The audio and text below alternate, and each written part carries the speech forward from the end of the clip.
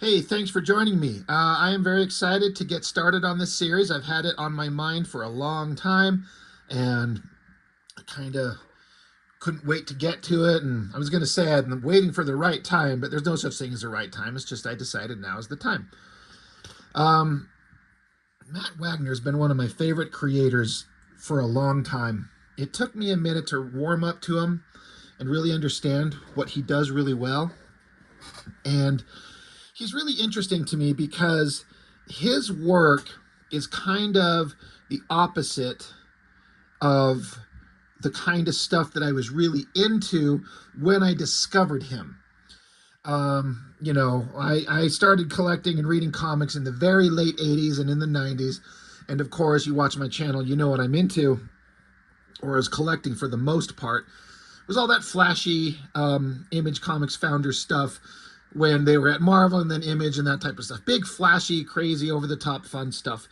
But in the earlier days of my comic reading, because I grew up in a small town in southern Utah, and there was no such thing as comic shops anywhere. There was just a local drugstore and convenience stores that had spinner racks, and so it was just kind of picking up whatever we could find.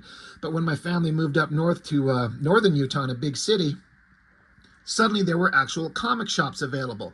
And so I'd walk in and just see walls of different stuff.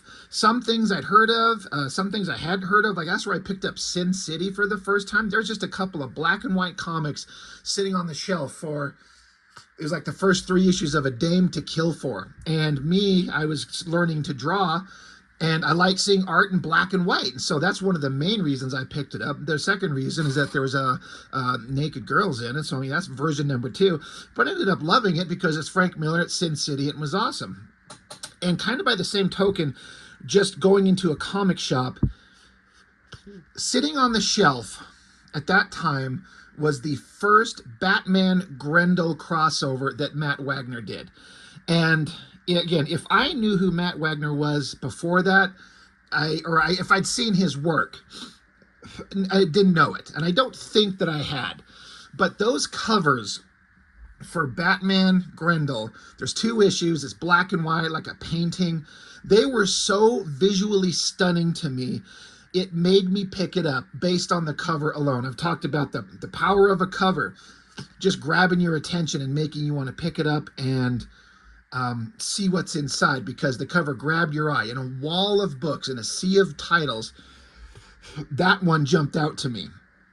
And I honestly can't remember if I was able to flip the book open and look on the inside of it, but I did pick them up, and I both loved them and I don't want to say hated them, but they were a difficult read. I've talked about them. I've already reviewed them quite a while ago. But they were incredibly complicated reads because there are inner monologue story points from 4 separate characters, sometimes going on the same page. You had to be kind of I hate to say, kind of an advanced reader to decipher it. And as a kid, I'm like, there's so many points of view, and I don't know. I liked it, but it was also difficult. But that was my first exposure to Matt Wagner, and I liked it enough. And then I started hearing a lot about Matt Wagner. And then at some point in, I want to say it's 97, they started talking about, in wherever I got news, Wizard Magazine or wherever, that Matt Wagner was bringing back his Mage series for the 2nd volume. And I kind of sort of vaguely heard about it. I didn't know anything about it. And so it started coming out, and I started picking up the 2nd volume, which is called The Hero Defined. This is Mage, The Hero Discovered. This is volume 1. But I was picking up volume 2, and I was really, really liking it. And I'll get into the why of it when we get to that series eventually. But at some point, I looked up the dates. I saw that, if I saw correctly, that the 2nd volume was being released in like early 97, and that's the 2nd volume of early 97. And then this book has a date of October of 98. So it's been forever, but I kind of feel like volume 2 is coming out, and I was reading a couple issues into it, and then they re-released as a repackaged, what's the word? What am I trying to repackaged, Jesus Christ, my brain's not working. Fuck it, whatever. Sorry. But recolored and just to put out the original series again, because it was like 10 or 11 years from the end of volume 1 to volume 2. So now that they're putting out volume 2 through Image Comics, somebody thought, I think to their credit, the smart thing to do would be to repackage, maybe that's what I was looking for, the original story so people could read it. And that's what I got. So I was kind of at the same time reading volume 2 and volume 1 at the same time. Again, it's been forever. It's kind of hard to remember exactly, but that's my recollection of it. So we're going to just start with the first volume. Now, this is book 1. They went 15 issues. And in this repackaging, they've bundled 2 issues per book. So it's a little bit thicker. So, they're not releasing them in single issue format like they did originally. And as I understand it, they've recolored the entire thing. This is a whole new cover. The signature says Matt Wagner, 98. So it's just re-releasing the whole thing. So this stuff just grabbed my attention, especially volume 2. And volume 3 just came out a couple years ago. Like, I think it was 2016, 2017 when volume 3 come out. So I've read all 3.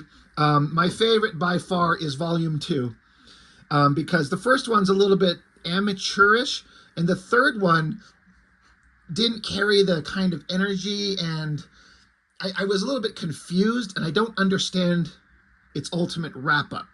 But volume 2 kind of was very clear to me for the most part. All that being said, this is all really good stuff. It's all entertaining. Originally published by Comico, was the original publishing house for Mage for Matt Wagner from 84 to 86. And this poor volume 1, it's kind of having a rough time. Somehow it looks like it got a little moisture damage or something, and some of the pages are threatening to fall out. But yeah, written and illustrated by Matt Wagner, Jeremy Cox, and James Rochelle on colors. I didn't know this until I looked it up, but the chapter titles are quotes from Shakespeare's Hamlet.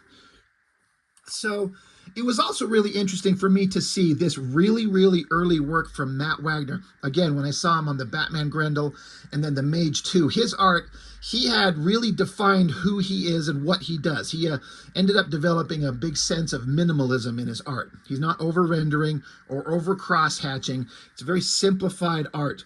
And you kind of see that here, but it's also, for lack of a better term, very amateurish. But the things that work are that the story is interesting and the storytelling is clear. You can always tell what's going on. So to his credit, it's kind of awesome to show that a book can work even if you're not the best artist. You just need to be able to tell the story clear and have an interesting story to tell. It can work. So if you're a creator out there and you're kind of like, I'm not good enough, believe me, let me show you the art in this thing. You're going to look at it, and I bet you'll probably like, holy shit, this is some amateur hour stuff. It is, but it's got a charm to it, and it works. And also the story structure is very different. The way it starts out is very unconventional. I don't know if it'd be interesting to know if Matt Wagner, given the chance to rewrite this, if he'd structure the beginning of the story differently, or if he would just keep it the exact same way. God damn, look at these pages coming out. I don't know. It'd be interesting, but it is what it is, and sometimes you're just stuck with it, and that's what you're going to get.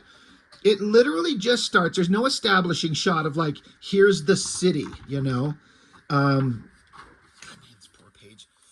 It's literally page 1 is just a blank street, a guy in a weird little cloak thing and leg warmers sitting on the sidewalk, and a dude just walking up, singing a song, kind of accidentally bumps into him. And he kind of, oops, so sorry. And so This guy sitting on the ground asks the guy standing up, he says, "Why so happy?" And the other guy says, "Why so glum?" So the guy sitting on the ground says, "But I'm not. I'm merely quiet while enjoying my contentment. You see, it might not last forever." Oh, that one there's a goof up. It's supposed to say last, but it's LAS. But it might not last forever. And you? And the other guy who walked up and was just kind of singing, he sits down and he says, "I'm loud to cover my isolation. It will last forever." So the other guy's like, "Oh, and you are so very alone then?" He's like, "Yes, completely." He's like, "Parents, loving but basically blind. Friends, idiots. Lovers?" He kind of pauses and said, "Yes, of course, I've had a few in my pitiful life. All have betrayed me." He's like, "All?" He's like, "Yep, all of them." So it just starts out with these two running into each other, and he just sits down, just starts having a conversation with them about life and why they kind of feel the way they do. It's a really odd way to start a book. Very unconventional. So the guy gets up and starts walking away, and the guy who was sitting down, he's like, "Are you sure?" And he's like, "What, that they betrayed me?" And the guy says, "No, that your life is so very little." The guy walks away. "Oh, yes, I'm completely ineffectual." So the guy who was sitting on the ground, he raises his arms. There's green energy pouring off him. He kind of laughs. He's like, "Well, then I'm afraid you have much to learn, my friend." And then the guy, he kind of looks. He's like, what are you talking about?" He looks, and the guy who was there sitting on the ground, he's just gone. You know, he's alone. He looks around, very empty streets. So now, when I'm talking about kind of amateurish art, it all, like, the storytelling is all very clear, but these are some very, very basic, like, city shots. It doesn't look like a busy street. Like, there's no cars, there's no other people. It's not very advanced, but it works. It's kind of fine. But the guy keeps walking, the guy in the lightning shirt. His name's Kevin. It hasn't said that yet, but for ease of conversation, the guy in the lightning shirt, his name's Kevin. Kevin Matchstick. Walking along and then passes an alleyway. There's a guy getting the shit beat out of him in an alleyway. He looks and he sees it, and he just charges in. He's like, "Holy shit, hey." So we get a big double page spread of him tackling something. It's got pale skin. I like the big shot of it. It's dynamic. It's a little hard to read, but you get it. Tackles a guy to the ground. They stand up, and Kevin notices the guy's bald and pale skinned. The pale skinned attacker throws a garbage can at him, and Kevin just smacks it away with his hand. Just swats it away. Pale-skinned bad guy attacks, punches him in the face. Kevin smacks him back, grabs the guy, throws him up against the wall. Kevin punches at the dude and punches a hole through the, like, brick concrete wall. And even he stops and is shocked. Like, what the hell did I just do? Bad guy comes up from behind him, pushes his head into the wall. So they fight back and forth. Kevin's kind of got the upper hand for a second, and then the bad guy swings his elbow up, and you see that bad guy has a little thorny point on his elbow. They go out of their way to point that out. And then, so just this little tiny silhouette shots of the two guys facing off. Again, the opposite of the stuff I was interested in at the time, that Image Comics nonsense. Not big flashy stuff, just two little shots of the guys in silhouette. They both charge at each other. Kevin smacks the guy away real hard. Again, it's all clear, but it's all, again, I'm also saying this compared to the kind of art that Matt Wagner becomes, especially in the 90s when he's doing Volume 2 and the Batman Grendel crossovers. He's so much better than this, but it works. So smacks the guy away. Then Kevin sees the guy who was getting mugged. Again, look at this panel. Like, guy on the ground up front here, Kevin running, this little blob of ink is the bad guy that got hit. And for some reason, he just puts a little line down here this way and a little line across that way there. I guess I should also make sure to reiterate that this is, as I understand it, a recolored version. I believe it's recolored. So I don't know what the original books look like, unless I'm mistaken, and this is what they look like, but I don't think so. I believe this is all recolored, but it's really kind of an interesting, just, that's the opening to the alleyway. It's just a weird little addition, no background. Almost no backgrounds anywhere. But Kevin comes up to the guy. He's like, hold, just chill out. We'll get you some help. And the guy who's getting attacked says, Gracklefint. And then he kind of dies. So Kevin turns and looks, and the bad guy with the pale skin, he's just running off. Just taken off, gone. So then Kevin's a little bit later, he's on a payphone, because this is like the early 80s, so, you know, it's of its time. And so he's been giving, like, it's like he's called the cops to tell him what's going on. Like, there's a death in the alleyway. He was attacked at this time. I don't know who he is. He was beaten. I didn't see the assailant. Then it gets into his mind. He's thinking. He said, I should have said something, but who would believe whatever it was really existed? Like, he's like, that thing that I saw, I can't. Like, I punched a hole through walls, and there was a pale guy with a spike on his elbow. It's like, he's like, I was there, and I don't even believe it. And then here it says his name, Kevin Matchstick. You're either bitter, you're either a bitter cynic or a raving loon. So then it cuts to mysterious guy on the phone with some dice. This is, it doesn't exactly say it, but you get the idea that this is some kind of adversary, bad guy in the book that is important to the story down the road. He's saying that they're like, it was Matchstick, like they knew this guy, and they say he's already encountered the world mage. So you're getting that they're talking about Matchstick, and he encountered the world mage, so the guy at the beginning of the book. Okay, that's interesting. So bad guy's kind of like making plans, cut back to Kevin Matchstick. He's like, why did I talk to that guy on the street? What the hell compelled me to open up to him like that? And then the mugging, one more moment, I'm merely a spectator. The next, I'm playing Captain Marvel. So he gets up to his apartment. He's like, I'm punching holes in walls and tumbling around with some guy that looks like some kind of crazy monster. He's like, he doesn't understand what the hell's going on. He walks into his apartment, and in his apartment, in a chair, is the guy who was sitting right there, the world mage, the guy that was just sitting on the ground. He's just right there. And Kevin's like, funny things, I'm not really very surprised. And the mage says, should you be? And the mage guy picks up like a Rubik's Cube and just starts floating it through the air and spinning it in circles. And Kevin sees this. He's just kind of shocked, like, holy shnikes. So he's like, Kevin's like, how the hell did you do that? He's like, and Mage is like, well, do what? And Kevin's like, really? Like, just this look of like, what do you mean, what? You're floating objects in the air. So the mage says, oh, I'm sorry, Kevin. I tend to forget that you know nothing of me, even though I know so very much about you. He's like, well, who are you? He says, I am Mirth. He's like, my name is Mirth. And he's like, you're very confused. And Kevin's like, yeah. So they talk back and forth. And, you know, Mirth is explaining, like, you performed certain feats tonight and certain feelings that overtook you and spurred you on, feelings you have no explanation for. Kevin's like, yeah, I know that, but what's going on? And Mirth says, well, you know, I know you have many questions. Ask them one at a time. I will answer some of them. So then Kevin's like, well, just who or what is a Gracklefint?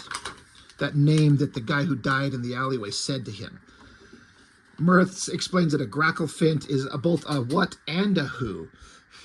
He's like, you fought one not just 2 hours ago, meaning that pale white-skinned creature.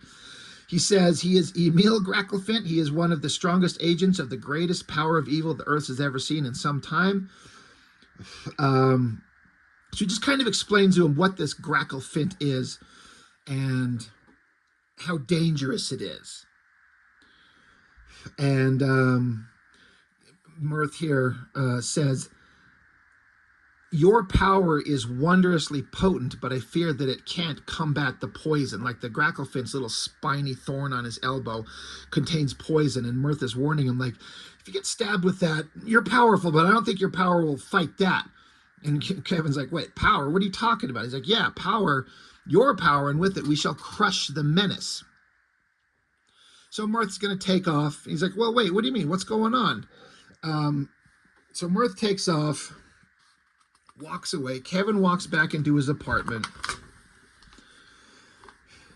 And then he walks back in, and Mirth is back in the chair in his apartment. He says, by the way, Kevin, don't forget to be careful of the spur on the grackle flint. Later, vanishes and takes off, and Kevin just slumps down into a chair. So a little bit later in the morning, he wakes up. He says, what a lousy dream. I've never experienced one like that before. He's like, my whole body aches. Christ, I look like hell. So again, a very simplistic artwork, very minimal backgrounds, not exactly great anatomy, but the storytelling's all there. You can tell what's going on. You're never lost. So then he's just kind of lost in thought as he gets himself together to go about his day. He's wondering if he imagined everything. So he just keeps walking down, going into a subway. And as he gets down into the subway, he kind of notices that it's completely deserted. There's nobody there. And, you know, if I had to give some kind of criticism to the storytelling, to be honest, this entire comic book has been deserted. There's been Mirth, there's been Kevin Matchstick, the grackle flint, and the guy who died. And the bad guy in the tower. But, like, there's no other people anywhere in this story. So, again, I bet Matt Wagner, he's a pretty advanced writer. I bet, again, he would kind of redo this if he were to start from scratch. But it's kind of fun. It's kind of fun to read a comic book that's an earlier work that's got all those kind of storytelling failings that a professional wouldn't have. Like an experienced professional, but it still works. Anyway, he's down in the subway, and they're like, there's no one here. This is creepy. So he jumps on a train. He's like, well, at least there's some people on the train. God damn, my poor book here. He gets down, sits down, and he looks and sees one of these guys, not looking shifty at all, dark, shady figures, glowing eyes, little Indiana Jones hats. And he notices, he looks at the elbow and sees a spiny thorn sticking out of the elbow. There's two of them there. And he looks up and sees that there's three of them. This is a weird storytelling thing. You see two there, you see one there, and that he goes out of the way to show Kevin Matchstick holding up three fingers like he's counted. He's like, 1, 2, 3 of them. It's a really weird thing. I get the point. They're really trying to drive home. Matt Wagner, is trying to drive home the point, I guess, that he sees 3 of them. But this panel of him counting 3, it's like we could fucking count 1, 2, and 3. Like, we see it. Completely unnecessary. Bad guys get up to come moving towards him, so he just gets up and starts socking the shit out of them. Just get him. So fight ensues. You know, tackles him from the back, so he headbutts him. Bunch of punching. Kevin gets socked pretty good. He's kind of dazed. He looks around. He feels like he's trapped. He's a little freaked out. The train is just flying down the tracks. He sees a window. So he jumps towards the window. And in a pretty exciting last page to issue 1, 30 pages in, he bursts through the window, but coming the opposite direction is a train right there. Like the implication, obviously, he jumps out, but he's going to get hit by the other train. So that's book 1. So continuing on to chapter 2. He tumbles, he hits the ground, he looks up, a bright light from the front of the train. It's right there at him. He just ducks down, kind of cowers. What else can you do? The implication is that it's so fast, there's nowhere to go, there's nowhere to move. What point? You can't get off the tracks quick enough. So you see the track zip by him, disappearing into the distance. And then Kevin just kind of sits up. This image is actually really hard to see, but this is his head and his shoulders. The train just ran over him, and he just kind of stands up. And he's like, his clothes are kind of ruined, but he's like, how the hell did I just survive that? What the hell happened? He just got hit by a train, but he's not injured at all. Like, whatever happened, he's fine. Cut back to this other place, the Styx Hotel Casino. The villainous guy that we saw from book 1. He's sitting there in the shadows. He's like, don't be sure he's dead, although he probably doesn't realize who he really is. Let's make sure that we don't forget. Most likely, the train barely phased him. So this is the bad guy and these pale grackle fins. They're there, and like, we're gonna have to track him down. And we're going to have to find him. But the villainous guy here, he's like, once he encountered the world mage, the power awakened swiftly in him. So that's what that magical kind of conjuring of power was at the beginning. All the way back here on like page 4. He encountered the world mage, a burst of energy, and suddenly it awakened these powers within Kevin Matchstick. So they're like, well, the bad guy says that Matchstick is now beyond any harm this world has to offer him. So we'll have to arrange for some harm that comes from beyond this realm. So Kevin, he's, after getting theoretically run over by the train, he's walking down the tracks, jumps up, he's going back home. He fails to notice he's being tracked by one of them, the bad guys. They call into his boss like, all right, we know where he's at. We got to, we need to go after him. And they also mentioned that part of their plans here says, meanwhile, you two hit up the streets. We've got to up our efforts on locating the Fisher King. So this is something that's important for them to track down. It's important that they find who or whatever that is.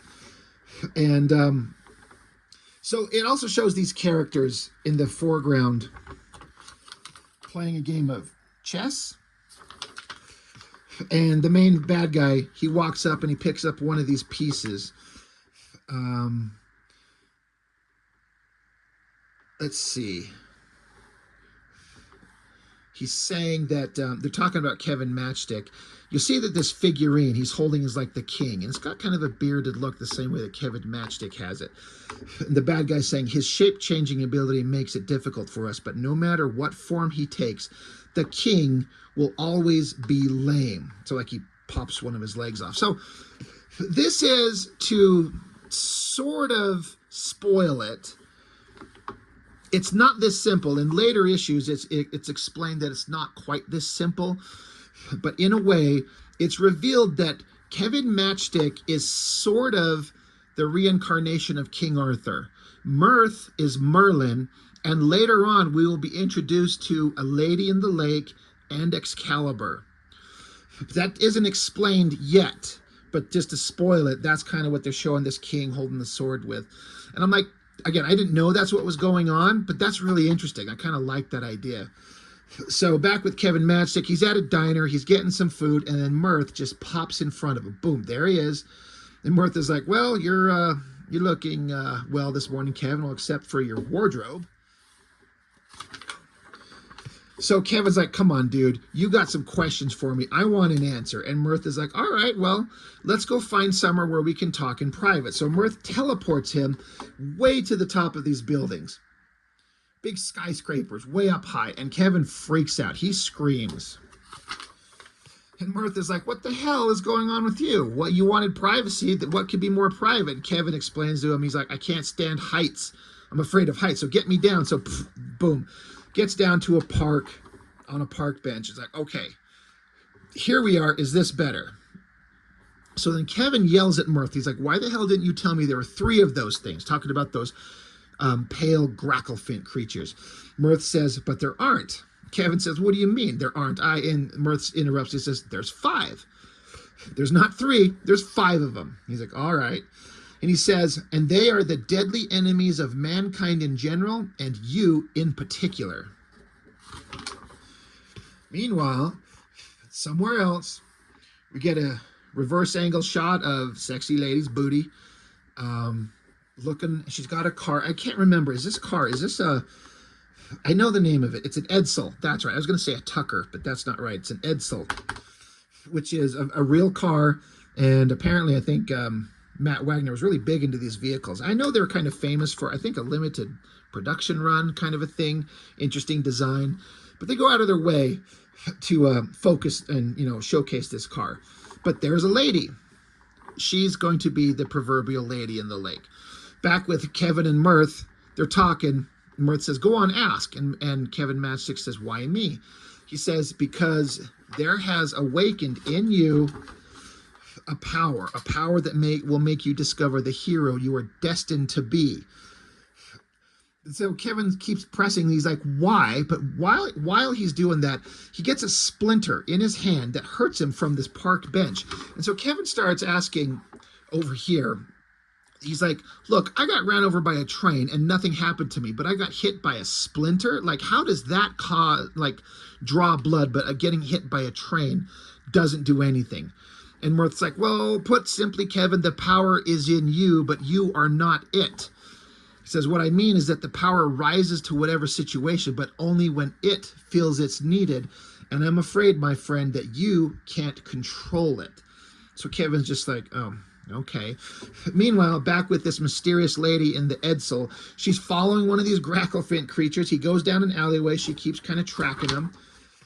She goes down the alleyway, driving in the dark. The headlights are kind of passing up. We cut back to Kevin and Mirth. And Mirth explains the gracklefins, though, are not the actual threat. They are merely lieutenants controlled by a greater vast evil, a vast darkness, the Umbra Sprite.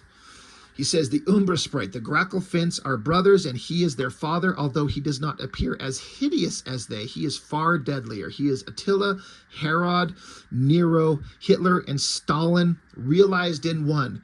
His plottings are subtle or direct as needs be, but they are always insidious. He strives even now to destroy what is light and good in all of us.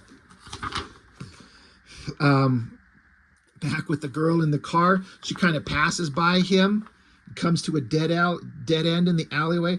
The bad guy, the gracklefint, is coming up behind the car with the cinder block. Back with Kevin and Mirth. So Kevin's like, okay, but what would Captain Nasty want with the old guy in the alleyway? I mean, the guy who got killed in issue 1. And Mirth explains that there are certain people who are naturally drawn into the eternal struggle, even though they often have no idea of what's actually going on.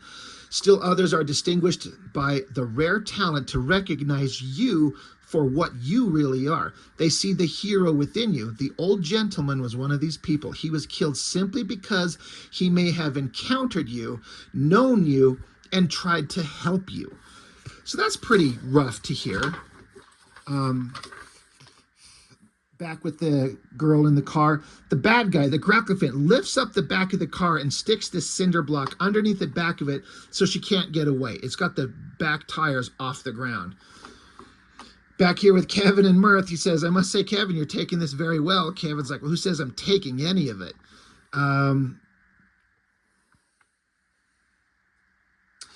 Yeah, Kevin says, until I see a little more, let's not call me a player, merely an active spectator. So Kevin's kind of like, I don't know if I believe any of this, and I'm not saying I'm taking any active part or active role in this. He's like, I'm just going to watch and see what's going on for the moment. So Mirth says, well, very well, my friend, but now there's something you must tell me, as he kind of magically charges up his hand. Back with the girl in the car, bad guy's just standing there menacingly, so the girl gets out the baseball bat. So again, spoilers, this is Lady in the Lake and this is Excalibur, but it won't be revealed until way later. Mirth floats into the air, and Kevin's like, get down from there before someone sees you. Mirth says, not until no one can see me unless I want them to. So tell me, why is someone with all the power you contain scared of heights? I'm sorry, but I find it quite silly. So Mirth is floating her off, and he's kind of got a lighthearted kind of sense about it, but then he suddenly stops. Something kind of shocks him.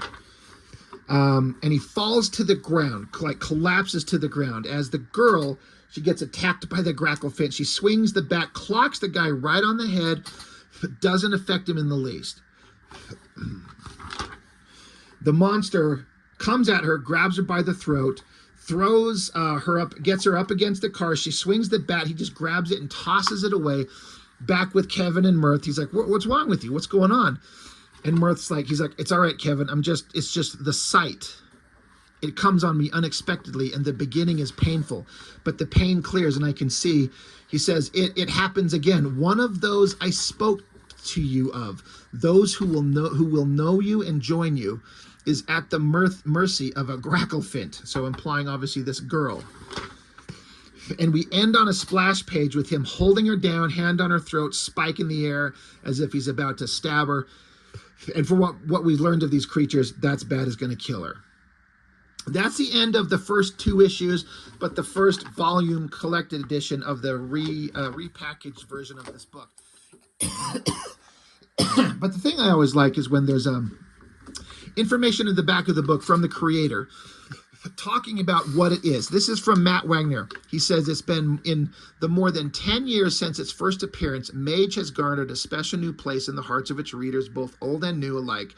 To some, it's the only comic that they do read. To some, it's the only work of mine that they enjoy. To some, it's the first example that a friend used to turn them onto the medium. To some, it's a brand new book that they've picked up due to the buzz of its long-promised return. Regardless, Mage seems to strike an emotional chord with fans that spans the time of its lengthy hiatus and stirs the hidden memories of our mythic past. So it's quite a joy to be able to present the original series again, spiffed up and polished for the newest of readers, still true to its roots for the oldest of fans. From its beginning, the unexpected theme of Mage has been about growth, the classic hero's journey, and as an allegory for the process of life itself. Still, Mage's origins were certainly less lofty than this statement implies. Initially, I had no plans to make this some sort of autobiographical allegory. I just knew I wanted to tell a good story. In fact, my interest in Arthurian-themed myths at first led me to develop a much more traditional type of tale. I had produced only 2 fledgling pages, seen here, when DC Comics announced their plans for Camelot 3000, a story that sounded very much like my own concept. Oh well, I thought, abandoning the project, there goes that idea, it's been done. And besides, that Boland guy can really draw you under the table, kid. After that series premiered and seeing such a rendition made real led me in a different direction. By that point, I knew that the straight-ahead comic book approach was not what I wanted out of the story. To me, it made what I liked about these legends somewhat plastic and predictable. To make the myth real, I realized I had to personalize it. I love hearing him talking about his process in his mind as he's trying to figure out a way to wheel this into reality, to tell the story that he wants. It says, it was shortly after this that Kevin Matchstick first appeared to me. His initial sighting was in a casual self-portrait I had drawn, but soon after I had produced the pair of drawings below. Of the 2, Mirth came first, which in turn led to this series title. Here again, I was tired of repetitive portrayals of the wizard mentor as an old man with a long white beard. I wanted this Mage to display the youthful vigor necessary to break through the walls of Kevin's cynical personality. I later changed his poncho to the same hue as Kevin's jeans, giving them a further visual link. And the lightning bolt just struck out of nowhere, almost as an afterthought, meaning the design on his shirt. Admittedly, I did tend to wear a lot of jeans and black t-shirt combos in those days, but I never actually had one with such a design. I saw it as more of a philosophical icon. In ancient times, it was a symbol of change and growth. And so Kevin Matchstick was born.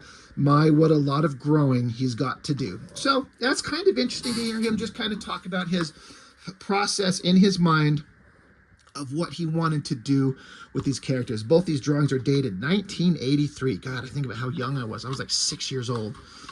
And then he talks about the original covers to the books, how they Comico specialized in front and back connecting covers. So there's what the original covers look like, and how the process was kind of difficult and a pain in the ass, but they made it work as best they could.